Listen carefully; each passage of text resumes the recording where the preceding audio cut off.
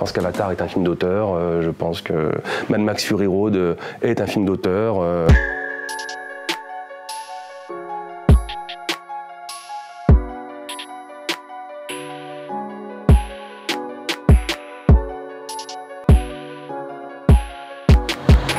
Bonjour, je m'appelle Gilles Berger, je suis enseignant en études cinématographiques à l'UCA, l'Université Clermont-Auvergne. Aujourd'hui, nous sommes devant la bibliothèque de la Jetée, bibliothèque cinéma et court-métrage, pour l'émission Spoiler.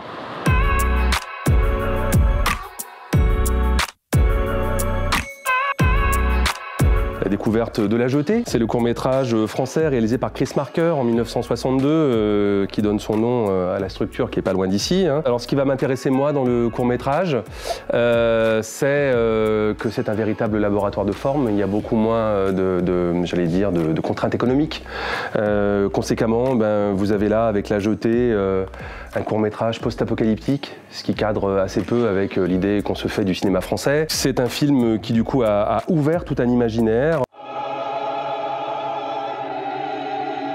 Je pense que sans La Jetée, il n'y a pas de Terminator, il n'y a pas de Retour vers le futur. Il y a un remake américain avec Bruce Willis qui s'appelle L'Armée des 12 singes, qui a donné lieu à une série télé. Donc il me semble que c'est un objet intéressant pour commencer une visite dans une médiathèque parce que c'est le point de départ de ce qu'on appellerait aujourd'hui du cross-média ou du transmédia. Différents supports à partir de cette histoire de voyage dans le temps qui vont relayer en fait le récit imaginé par Chris Marker.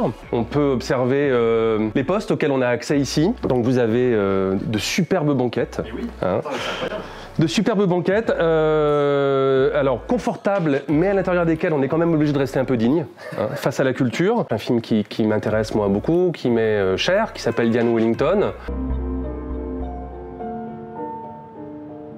Et Diane Wellington a cette particularité d'être un film fait sans caméra. Là aussi la preuve, à la suite de La Jetée, de la grande vigueur en fait de la forme courte. Qui est vraiment un laboratoire où s'inventent des tas de cinématographies différentes, et cinématographies qui sont beaucoup moins normées que dans le cadre du long, où on répond malgré tout à des injonctions et à des critères de production beaucoup plus stricts, notamment en France, où la télévision a beaucoup à voir dans le système de production.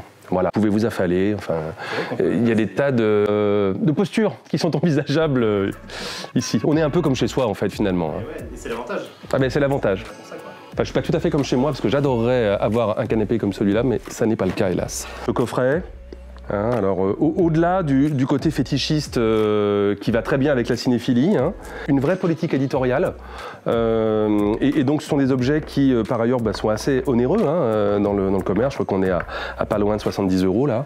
Je parle de ça parce que du coup il devient avantageux de fréquenter un lieu comme celui-là pour pouvoir approcher ces objets-là. C'est un peu l'hétérotopie ici de ma propre mémoire, c'est-à-dire que je peux trouver un film muet de Carl Theodor Dreyer, La Passion Jeanne d'Arc, et je peux, 3 pas, trouver un film, un blockbuster récent de George Miller, Mad Max Fury Road, dans sa version noir et blanc. Et puis si je m'amuse à comparer les deux, je me rends compte qu'il y a des plans de Charlize Theron dans ce film qui sont directement superposables aux plans de René Falconetti dans ce film-là. Et ce que je veux dire par là, c'est que c'est un lieu idéal pour faire une histoire non pas chronologique du cinéma, qui est souvent un peu ennuyeuse, mais une histoire des formes. C'est-à-dire une histoire des motifs, en l'occurrence le gros plan du visage féminin, comment il va se rejouer à travers les époques, à travers les genres. On a littéralement tout sous la main. Jean-Baptiste Aurey va lui aussi faire ce que j'appellerais, ce que lui appellerait également une histoire des formes, c'est-à-dire qu'il va partir du film Zapruder, qui fixe à jamais l'assassinat du président Kennedy. 26 secondes où l'Amérique éclaboussée, il va fixer ce film, dont on voit des photogrammes à l'intérieur du livre, comme la matrice de tout le cinéma américain des années 70, de La Route sauvage de Sam Peckinpah à La Nuit des morts vivants de George Romero. Et on va entrer petit à petit dans une époque par le biais de ces images, ces 26 secondes de Super 8, et on va avoir une visite guidée de ce qu'on appelle depuis le Nouvel Hollywood. Voyage au bout de l'enfer, Michael Cimino, Francis Ford Coppola, des noms comme ça. Donc là aussi, on a une histoire par les motifs et par les formes qui me semble très très intéressante. Hein. Alors c'est sûrement l'enseignant qui parle là, hein, c'est bien possible. Ça reste super intéressant. Merci. On peut aussi trouver ici des ouvrages, alors ce qu'on appelle, je crois, à la FNAC, des beaux livres. Hein, qui servent très souvent quand on vous les offre à Noël à caler un meuble par la suite. Et en l'occurrence, le Fritz Lang au travail de Bernard Essenschitz, c'est une merveille. C'est-à-dire que vous allez trouver à l'intérieur des extraits de storyboard, des schémas, tout un tas de facsimilés autour de la carrière de Lang. Agréable à consulter dans une bibliothèque parce que ça ne se manie pas facilement et ça pèse le poids d'un âne mort. Les cahiers du cinéma, hein, je pense que c'est d'une banalité complète d'avoir Alfred Hitchcock en couverture d'un magazine de cinéma.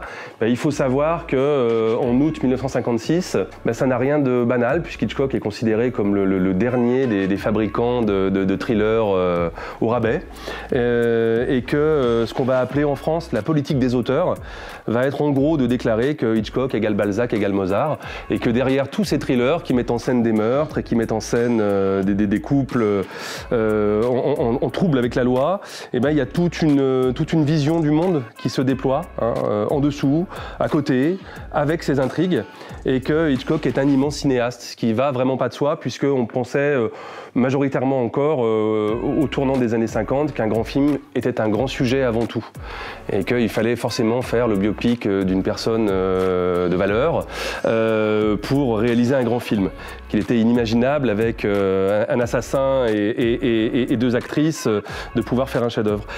Qu'est-ce que je peux vous dire encore Qu'est-ce que je peux vous dire encore C'est pas un peu chiant. Un lieu comme ça invite à avoir de ne pas différencier la culture savante et la culture populaire en fait, et de se rendre compte que les deux sont poreuses et que ça communique énormément entre les deux en fait. Hein. Voilà, qu'on trouve certains éléments de western qui vont nourrir le cinéma d'auteur, Ashok Corridor, un film d'1h10, filmé, un thriller dans un hôpital psychiatrique réalisé par Samuel Fuller, un film d'une agressivité sans borne qui vous laisse pas une minute tranquille, c'est un chef-d'œuvre. C'est un immense film. Voilà, ça vous fait le portrait de l'Amérique comme un institut psychiatrique à ciel ouvert. Donc voilà, il y a un discours derrière ces films-là qui, avant toute chose, avait la politesse de n'ennuyer personne en fait. Et d'abolir des catégories qui, moi, avec lesquelles je suis pas du tout à l'aise, comme le cinéma commercial, le cinéma d'auteur, je sais pas ce que ça veut dire. Hein, voilà, je pense qu'Avatar est un film d'auteur, je pense que Mad Max Fury Road est un film d'auteur, voilà, et en même temps, je trouve, je sais pas, des points communs entre Fury Road et Roma d'Alfonso Cuarón, alors que l'un est ultra rapide et l'autre est extrêmement lent. Mais la question est vraiment pas là, en fait. Voilà, donc, bon. Voilà ce que je peux dire. Abonne-toi.